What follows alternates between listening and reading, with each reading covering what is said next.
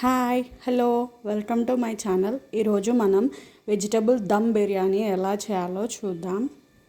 ముందుగా ఒక కుక్కర్లో పెద్ద గ్లాస్తో బాస్మతి బియ్యం, బిర్యానీ బియ్యం 1 గ్లాస్, ఇంకొక 1 గ్లాస్, మొత్తం 2 గ్లాసెస్ బియ్యం వేసానండి నేను. ఇవి బాగా కడిగి వాటర్ వేసి ఒక 10 మినిట్స్ అయ్యాక 1 విజిల్ తీయాలి. ఇలా వాష్ చేశాక నేను మొత్తం 3 గ్లాసెస్ వాటర్ వేస్తున్నానండి. 1 గ్లాస్కి 1.5 గ్లాస్, నేను 2 గ్లాసెస్ వేసాను కాబట్టి 3 గ్లాసెస్ వాటర్ వేస్తున్నాను.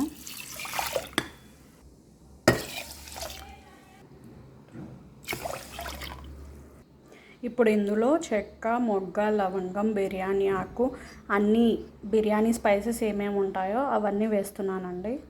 హాఫ్ గరిట ఆయిల్ అన్నీ వేసి 10 మినిట్స్ అయ్యాక 1 విజిల్ తీయాలి. ఇప్పుడు ఇంకొక కుక్కర్ తీసుకొని మనకి ఏం కావాలంటే అవన్నీ వెజిటబుల్స్ వేసి 2 విజిల్స్ తీయాలి. నేను క్యారెట్, ఆలు తీసుకున్నానండి. 1/2 గ్లాస్ వాటర్ వేసి 2 విజిల్స్ తీయాలి.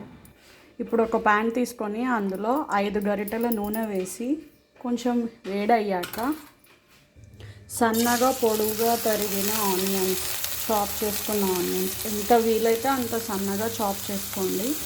టేస్ట్ చాలా బాగుంటుంది బిర్యానీ. ఇవి బాగా ఫ్రై చేయాలి.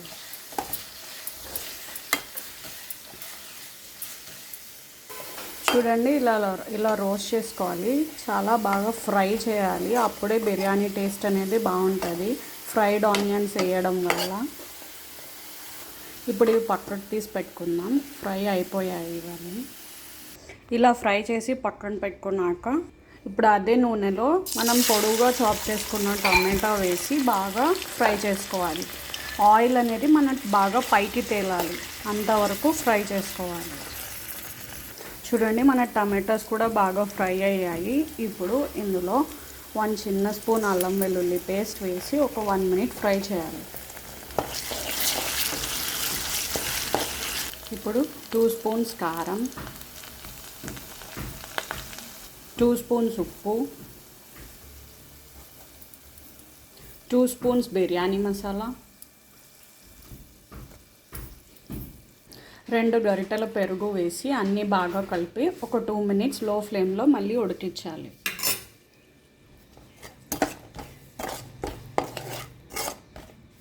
ఇప్పుడు మనం ఉడికించి పెట్టుకున్న వెజిటబుల్స్, కొన్ని ఫ్రైడ్ ఆనియన్స్ అన్నీ వేసి బాగా కలిపి ఒక 2 మినిట్స్ మళ్ళీ ఉడికించాలి. ఈ వెజిటబుల్స్కి ఆ ఫ్లేవర్ అంతా బాగా పట్టుకునేలాగా ఉడికించుకోవాలి. చూడండి, ఇప్పుడు ఆయిల్ అంతా పైకి తేలింది. ఇప్పుడు స్టవ్ ఆఫ్ చేసుకుందాం. ఇప్పుడు బిర్యానీకి మనం దమ్ పెట్టుకుందాం. ముందుగా ఒక గిన్నె తీసుకొని ఇలా దానికి మొత్తం చుట్టూ నెయ్యి రాసుకోవాలి. ఇప్పుడు ఫస్ట్ ముందుగా మనం ప్రిపేర్ చేసుకున్న బాస్మతి రైస్ వేయాలి. ఇప్పుడు మనం ప్రిపేర్ చేసుకున్న కర్రీ వేయాలి, బిర్యానీ కర్రీ.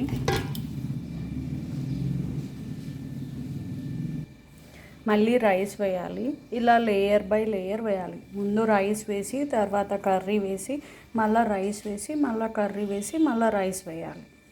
ఇలా step by step, layers by layers వేయాలి.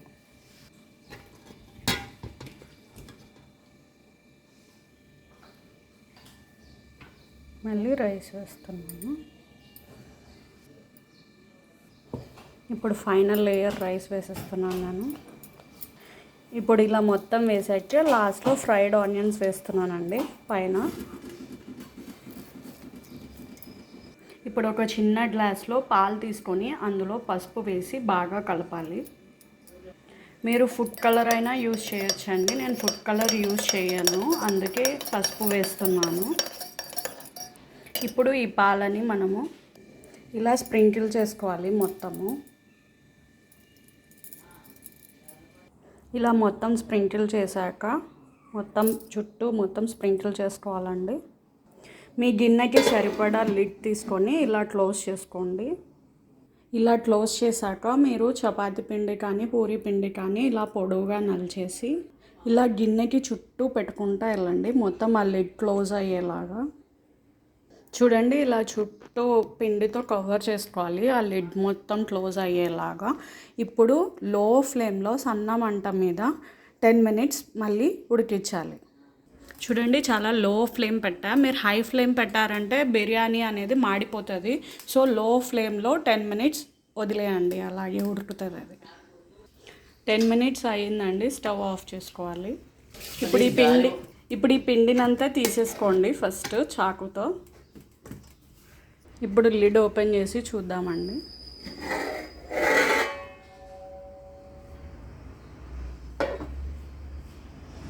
మీరు ఇలాగే డైరెక్ట్గా అన్నా సర్వ్ చేసుకోవచ్చు, లేదంటే ఒకసారి మొత్తం కలిపేసి మళ్ళీ ఒక 2 మినిట్స్ వేడి చేసుకొని సర్వ్ చేసుకోవచ్చు. ఇలా డైరెక్ట్గా అయినా సర్వ్ చేసేసుకోవచ్చు. నేనైతే ఒకసారి మొత్తం మిక్స్ చేసేస్తానండి.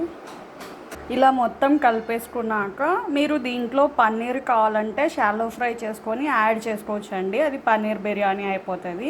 ఎగ్ కావాలనుకున్న వాళ్ళు ఎగ్ బాయిల్ చేసి ఇందులో కలిపేసుకోవచ్చు. నేను ఓన్లీ వెజ్ బిర్యానీ చూపించాను ఇప్పుడు మీకు.